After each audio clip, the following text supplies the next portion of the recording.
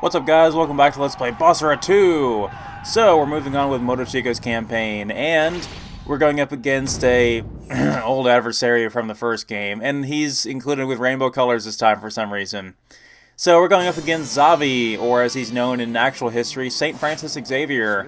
So, I did a little bit of research on him, although I probably need to refresh my knowledge, but he basically was he was from Spain, and he was sort of like he wanted to go to Japan and spread their culture around, and he was one of the first people to really introduce Christianity into Japan, which is a really interesting topic in and of itself, because there's lots of very influential figures that tried to introduce Christianity into Japan. They were like, hey, try this new religion. No, said everyone else. I'm sure you guys get the reference there. So, yeah, I mean, apparently, Christianity in anime is actually in anime especially, is a very interesting topic, almost to the point where me and another friend that are doing the Type Moon panels are interested in doing an entire panel just based on Christianity in anime, because it's such an interesting topic, because it seems like they try it often, but they never really get it right. They always seem to use it more so for aesthetics, or to affect the look of the series, less than actually implementing real story elements from actual like biblical events or things like that. But it's going to be a bit of a slippery slope, because mentioning things like Trinity Blood or Evangelion is definitely a slippery slope, and having to talk about those things is going to open up a whole can of worms for discussion. Anyway, back to the game itself. So, we're up against Xavi, like I said, and his actual stage in this game is actually quite entertaining. It's really a well-made stage. Very gimmicky, very stylistic. I really do like the look of it. And we do, of course, have to go up against his completely unrealistic automatons again, which are really aggravating. So, they have quite a bit of health. They're almost like little mini-bosses, almost. And they have some pretty dangerous attacks, but we'll be more than capable of handling them in this game. His stage is quite a bit different than it was in the first game, but I suppose considering where Motochika is on the map, considering what areas he would have to conquer first, he would probably have to go through Xavi's territory. But Motochika was not playable in the first game, so we couldn't have known back then, obviously, how his conquest would play out.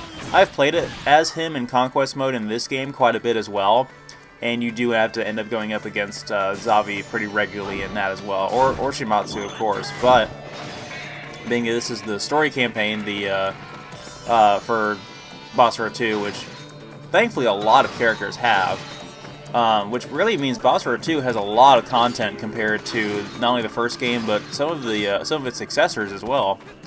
But we'll get around to that when we get around to that. But yeah, between the story missions for every named character and then the random elements of the Conquest game type, it really does have a lot of content compared to even its competitors. Like, that's one of the things that kind of stirred me away from this genre initially, was things like Dynasty Warriors, where, yeah, it's like the game you think of when you think about this genre, but they make a new one every year, and they have to make like 3 iterations of the same game before they move on. And they're guaranteed to do that, so you can't safely buy, Dynasty Warriors 7, because you know they're going to make Dynasty Warriors 7 Empires and Extreme whatever, and then they'll move on to 8. It's just never ending. With Basara, at least, it's a little bit more content each game, because they don't make one every single year. Same thing with some of the other games in the genre that I'll be let's playing over the course of this year or so. So obviously Motochika has a couple of different attacks in this one. I really like the one where he sort of sweeps his anchor across and sends enemies flying backward. It's really effective. I may use one of these again later. I do miss his maneuver where he swings on the anchor. I did think that one was pretty good. And then we have a sort of a charging attack there. We can charge up the anchor and then thrust it forward. Both of these attacks are fire elemental, and our gauge is actually full now, so I might use that pretty soon. But again, in general, I'll demonstrate every secondary attack for every character that I play as in this game, as well as Basara 2 heroes. But I just do not like the charging attacks, because they're just too slow. And for instance, Fate Extella, which I'm let's playing now, finally, that's a whole other discussion in itself. None of the characters in that game have charging attacks like that. The gameplay is just too fast-paced to allow that kind of slow tactics. Like, it just doesn't work. I get they're cool and everything, and Keiji's Tornado definitely helped us out a little bit, especially against Nobunaga and Mitsuhide, who were busy fighting each other, but that was really the only way we got away with using that attack. Otherwise, you really don't have time to charge it up. Faster is always better, at least in these games. Alright, so we managed to clear out all the enemies in this little courtyard. As you can see, just looking at the map up there in the corner, this is a very linear map. But I like it. If I go off to the side there'll be another command unit I can fight and get some items over there, but it's not really worth it. I'm going to go ahead down the main hallway and go straight to Xavi himself. We might have to do this map again later as another character, but I'm not especially worried about it. So, as part of the just sheer madness of Xavi's weird creations, he has little exploding Xavis that come out of the walls. What the hell is going on anymore? I don't even know, guys. All I know is I'm here to kick his ass.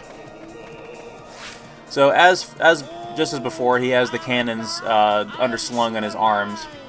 And he's got the explosive charges all around him, I guess, as ammunition for that. He's got a pretty cool design, but it just is definitely a design that doesn't really fit well with the other characters in the game. But I honestly think that's kind of the point, is that he's meant to be radically different in terms of aesthetics and the gameplay than the other characters, and I like that just fine.